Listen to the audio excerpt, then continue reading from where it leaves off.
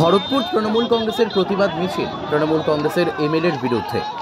মুর্শিদাবাদ জেলার কান্দি মহকুমার ভরতপুর তৃণমূল কংগ্রেসের একটি প্রতিবাদ মিছিল বের হয়। তৃণমূল অন্য কোনো বিরোধী দলের বিরুদ্ধে নয় এই মিছিল। ভরতপুর বিধানসভার তৃণমূল কংগ্রেসের বিধায়ক মাননীয় হুমায়ুন কবিরের বিরুদ্ধে এই মিছিল। হুমায়ুন কবিরের কুশপুতুল নিয়ে ভরতপুর এলাকায় এই মিছিল। কুশপুতুলের ওপরে ঝাঁটা ও জুতো দিয়ে প্রহার করে তৃণমূল সমর্থকেরা।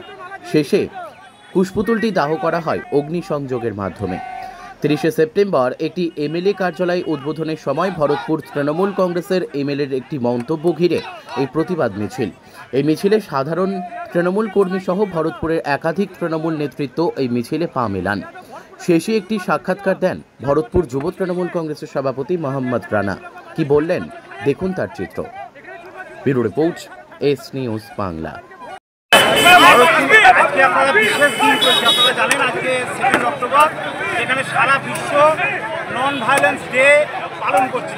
সেখানে ভরতপুরের মাটিতে আমরা দেখছি আমাদের রাজনৈতিক নেতৃত্ব যারা রয়েছেন, বিশেষ করে যারা ভাষা সন্ত্রাস করছে, এই ভাষা সন্ত্রাসের বিরুদ্ধে সাধারণ তৃণমূল কংগ্রেসের কর্মীরা আজকে রাস্তায় নেমেছে ভরতপুরের মাটিতে, যাতে ভাষা সন্ত্রাস থেকে ভরতপুরকে মানে বাঁচানো যায়। এই ভাষা সন্ত্রাসের কাছ থেকে বাঁচানোর উদ্দেশ্যে আমাদের কি কর্মসূচি রেখেছিলেন এর মাধ্যমে? আজকে আমাদের যে কর্মসূচি ছিল, সেই কর্মসূচিতে সাধারণ তৃণমূল কংগ্রেসের গ্রাসরুট লেভেলের যারা কর্মী রয়েছেন তারা রয়েছেন, তার পাশাপাশি আমাদের ভরতপুরের সাধারণ মানুষ, বিশেষ করে মহিলাদের উপস্থিতি আপনারা দেখলেন। তাদেরকে আমরা কোথাও থেকে ডেকে আনা হয়নি, আমরা শুধুমাত্র একটা আবেদন জানিয়েছিলাম যে মহিলারা, সাধারণ মানুষরা রাস্তায় নামুক এই ভাষা সন্ত্রাসের বিরুদ্ধে।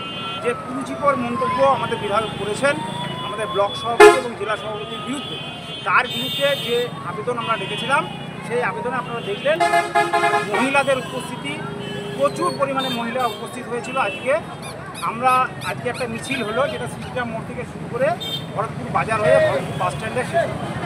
আচ্ছা, কখনো কি মনে হচ্ছে না যে তৃণমূল হয়ে তৃণমূলের বিরুদ্ধে পথে নামছেন? সামনে বিধানসভা নির্বাচন, সেক্ষেত্রে দলের কাছে প্রভাব পড়তে পারে বা রাজনৈতিক বিরোধী যারা তারা এই সুযোগ নিতে পারে?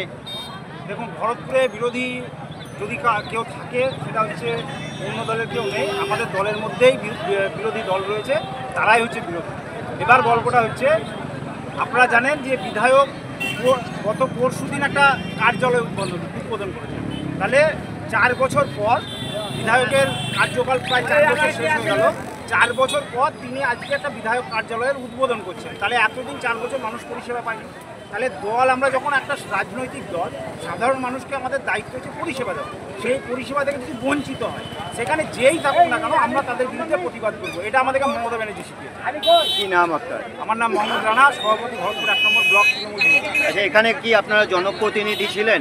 তৃণমূল জনপ্রতিনিধি? 8টা অঞ্চলের প্রধান, অঞ্চল সভাপতি, পঞ্চায়েত সমিতির সমস্ত কর্মাধ্যক্ষ, পঞ্চায়েত সমিতির সকল সদস্য, সভাপতি, সহসভাপতি, শাখা সংগঠনের সমস্ত নেতা, তাছাড়া প্রত্যেক বুথের সাধারণ কর্মীরা এবং সাধারণ শিক্ষা সমাজ থেকে, কখনো আইসিডিএস থেকে, কোথাও আপনারা দেখবেন মহিলারা যারা উপস্থিত হয়েছেন তারা বিভিন্ন কাজের সঙ্গে যুক্ত, তারা সকলেই আজকে উপস্থিত হয়েছেন এবং আমাদের সঙ্গে পায়ে পাবে। মানে এই প্রতিবাদের মান্যতা তাহলে আপনাদের দল থেকেই?